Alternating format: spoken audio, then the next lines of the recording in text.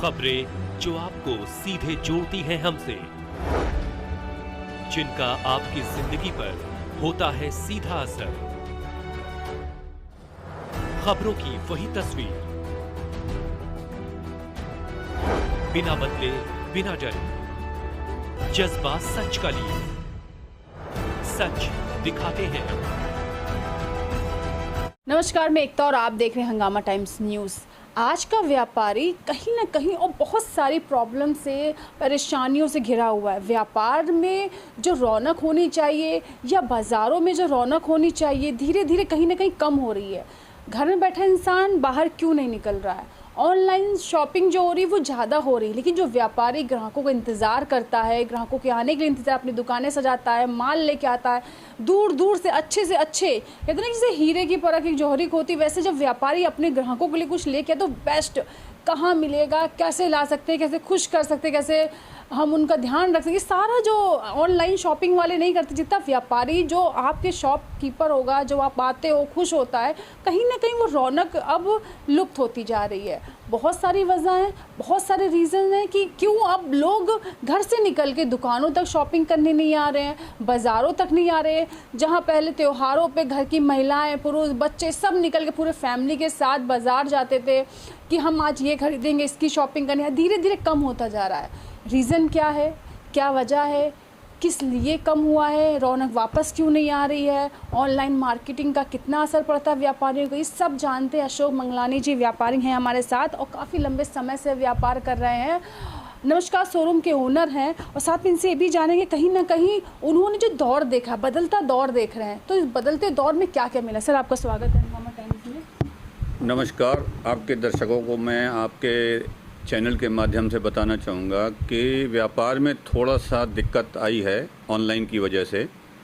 पहले जो रौनक रहती थी अब थोड़ा सा लग रहा है कुछ ऑनलाइन की वजह से, और कुछ आजकल मौसम भी ऐसा हो रहा है और लोगों को आदत पड़ी हुई है घर में बैठ के ही सब कुछ मंगाने की, तो नई पीढ़ी को धीरे धीरे ये आदत बढ़ती जा रही है। लेकिन जो चीज़, कई ग्राहकों का ही कहना है कि जो चीज़ दुकान पे आके देख के लेने का मज़ा है वो ऑनलाइन में नहीं है। ऑनलाइन में दिखता कुछ है, मिलता कुछ है, अक्सर करके ऐसा हुआ है ग्राहकों के साथ। लेकिन हमारी समस्या ऑनलाइन से ज़्यादा हमारे लिए ट्रैफिक प्रॉब्लम है।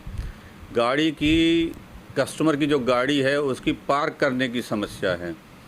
उसमें कहीं ना कहीं हम दुकानदार भी दोषी हैं, तो कहीं ना कहीं सरकार की तरफ से भी व्यवस्था की कुछ कमी है। अब सबसे बड़ा कारण क्या है कि हम दुकानदार हैं। एक तो हम जो दुकान जब कंस्ट्रक्शन कराते हैं, एक पुरानी आदत बनी हुई है, तो हम एक तो विकास प्राधिकरण के मानकों के हिसाब से बनाते नहीं हैं, जगह नहीं छोड़ते हैं ग्राहक की पार्किंग की जगह के लिए। हम लोग को मानक के हिसाब से ही दुकानें बनानी चाहिए ताकि गाड़ी की पार्क करने की समस्या भी न रहे ग्राहक के लिए, और आग से जो सुरक्षा रहती है वो भी बरकरार रहे। इसके अलावा हम लोग जो हैं अपनी जब दुकान खोल के अपना दुकान का सामान काफ़ी सड़क के आगे तक घेरे रहते हैं, वो भी हम लोग की कमी है। वो हम लोग को सड़क के बिल्कुल शटर के अंदर रखना चाहिए, दुकान के बाहर सड़क नहीं घेरनी चाहिए।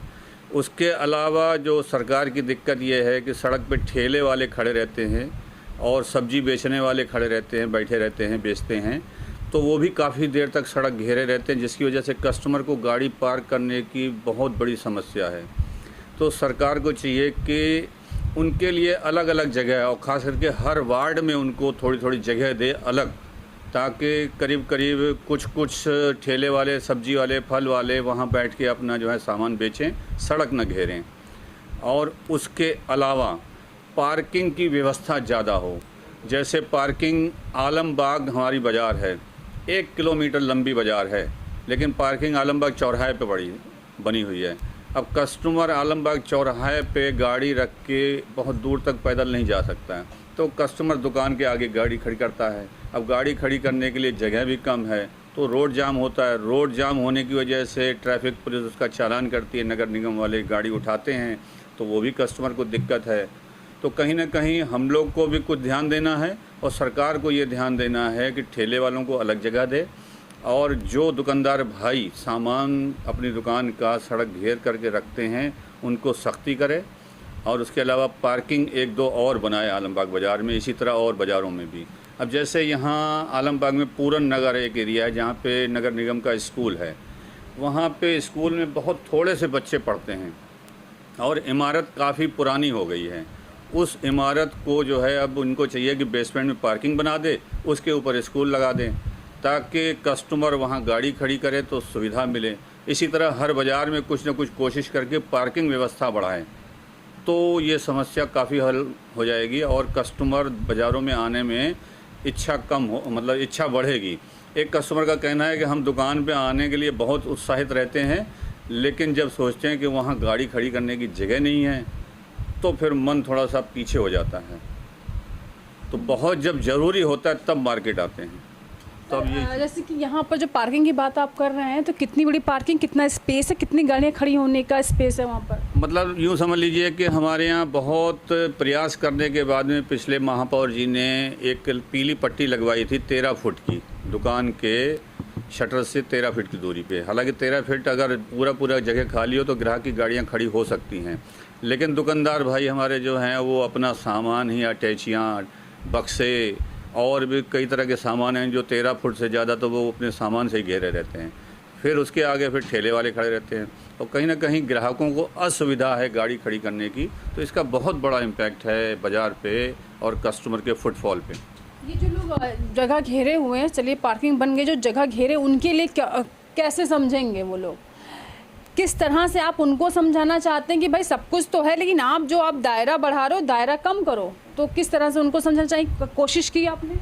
हम तो एक व्यापारी होने के नाते अपने भाइयों को as a request, as a appeal करके ही समझाएंगे, लेकिन अगर नहीं समझते हैं तो नगर निगम को सख्ती भी करनी चाहिए, चालान करना चाहिए। कभी आइए नगर निगम से? हाँ जी, नगर निगम आइए कभी? हाँ, नगर निगम कभी कदार ऐसे एक चक्कर लगता है तो थोड़ी देर के लिए सामान हट जाता है उनका, फिर थोड़ी देर बाद फिर लग जाता है। नहीं, पहले पता चल जाता है कि नगर निगम आने वाले हटा लेते हैं? नहीं, दूर से देख लेते हैं कि आ गया तो हटा लेते हैं और फिर थोड़ी देर बाद फिर लग जाता है। आप चाहते हैं कि एक पार्किंग और बने? हाँ, एक पार्किंग और बने। लेकिन पार्किंग के बाद वही समस्या आने लगी सर कि अभी चलो कुछ नहीं, पार्किंग बन गई, फिर वही लोगों ने वहाँ पर घेराव कर दिया। नहीं, वो तो कहते रहे, ये 3-4 पॉइंट जो मैंने बताई हैं आपको, उन चारों पॉइंट पे काम होना होगा तभी परफेक्ट फ़ायदा मिल पाएगा। सिर्फ 1-2 चीज़ें अगर सही होंगी तो उससे फ़ायदा नहीं होगा। अच्छा, व्यापारी क्या चाहता है सर इस समय कि जो नहीं आ रहे हैं, उनके ग्राहक नहीं आ रहे हैं, सिर्फ जो पार्किंग की समस्या है कि और भी कोई समस्या है? और बाकी उसके अलावा हम ग्राहकों को आकर्षित करने के लिए अपने सामान की क्वालिटी, अपने सामान की रेंज, अपने सामान के रेट ऐसे रखें कि ग्राहक आकर्षित होकर दुकान पे आएगा। समस्या जो आ रही सर पार्किंग, किस तरह से इसका समाधान होगा और किस तरह से किन लोगों द्वारा इसका समाधान होना चाहिए, किन लोगों को आगे आना चाहिए? खुद दुकानदार के जो बड़े बड़े नेता हैं उनको आगे आना चाहिए, अपने दुकानदार भाइयों को कैसे भी समझा के सड़क घेरने से दूर करें। तो इतने सारे व्यापारी संगठन चल रहे हैं, इतने सारे व्यापारी लोग मिलकर एकजुट होकर काम कर रहे हैं, तो कभी इनके द्वारा कुछ ऐसा किया गया है, कभी इनके आगे समस्याएं रखी गई हैं? अब समस्या ये है कि व्यापारी भाई अपने हैं, जब बात मानते नहीं हैं तो इसलिए वो भी फिर ज़्यादा सख्ती नहीं कर पाते हैं। अब सख्ती के लिए तो फिर सरकारी विभाग को ही आगे आना पड़ेगा। सर, इस समय जो दर्शक आपको देख रहे हैं, जो आपकी जनता देख रही है, उनसे क्या कहना चाहेंगे कि अगर चलिए ठीक है आप 4 व्हीलर से नहीं 2 व्हीलर से भी आ सकते हैं, या अगर आपको चाहिए कि आपका मनपसंद सामान आपको लेना है तो घूमने के टहलने के बहाने ही लेकिन आए? नहीं, आप दुकान पे आइए, सामान खरीदिए और बाज़ार की रौनक बढ़ाइए। और हमने अपनी दुकान के आगे 2-3 ड्राइवर ऐसे रखे हैं जो आपकी गाड़ी नगर निगम की पार्किंग में पार्क करके आएंगे, सामान खरीदने के बाद आपको ला के देंगे, जिसको कि हम लोग बोलते हैं वैले पार्किंग। वो सुविधा दे रखी है फ्री में। तो इससे अच्छा क्या होगा कि आप आ रहे हैं, आपको हेडक नहीं है कि चालान होने वाला, आपका हेडक नहीं है कहीं गाड़ी उड़ जाएगी, आपको पार्किंग भी मिल रही है। और नमस्कार शोरूम बहुत सारी आपको कहीं ना कहीं सुविधा दे रही कि पार्किंग की, कि आप बेफिक्र होकर अंदर शॉपिंग करिए, आपकी गाड़ी सुरक्षित है और उनके हाथों में है। कहीं ना कहीं उन्होंने ये भी कहा कि अशोक जी ने कि पार्किंग की जो बात आ रही है, उन्होंने ये एडवाइस दी है कि पार्किंग सिर्फ एक है, यहाँ पर कम से कम 2 पार्किंग होनी चाहिए। पार्किंग के साथ साथ जो ठेले वाले हैं, जो रोज़गार करते हैं, रोज़गार नहीं छीनना, बस उनको कहीं और रख दिया जाए कि जहाँ कॉलोनियाँ हैं, क्योंकि कॉलोनी से लोग लेने आते हैं, कहीं उनको जगह दे दी जाए, एक सीमित दायरा दे दिया जाए कि आप यहीं रह के आपका, क्योंकि जब वो दुकानें नहीं रहेंगी तो सड़क खाली रहेगी तो आराम से ट्रैफिक आएगा जाएगा। व्यापारियों से गुहार लगाइए कहीं अशोक जी ने कि भाई अपना सामान जितना दायरा है आपका उस दायरे में ही अपना रहें, आगे मत बढ़िए, क्योंकि आगे आप बढ़ते हो तो वहाँ कहीं ना कहीं आप ही को परेशानी होती है, आप ही का ग्राहक आएगा, आप ही के ग्राहक की गाड़ी नहीं खड़ी होगी तो दोबारा वो आएगा नहीं। तो सर कुछ और कहना चाहेंगे? जी बस इतना बहुत है, अगर इतना हो जाए उसके बाद फिर देखा जाएगा। तो व्यापारी अगर खुश है तो ग्राहक खुश है, ग्राहक खुश है तो कहीं ना कहीं फिर वापस लौटेगी वो रौनक, वही बाज़ारों की रौनक जो वापस लौटती तो देखने में भी अच्छा लगता है। तो कहीं ना कहीं आप भी इस पार्किंग से, इन समस्याओं से ग्रस्त हैं तो हमें बताना ना भूलें, हमें कॉल कर सकते हैं, मैसेज कर सकते हैं और बताइए कि अगर आप व्यापारी हैं तो किस तरह की परेशानियों से आप किस तरह की परेशानियों को झेल रहे हैं, किन परेशानियों के साथ आप अपने व्यापार को आगे बढ़ा रहे हैं, लेकिन कहीं ना कहीं अगर व्यापार को बढ़ रहा है या कहीं ना कहीं व्यापार में कुछ समस्याएं आ रही हैं तो शेयर करना ना भूलें। बने रहिए हंगामा टाइम्स के साथ।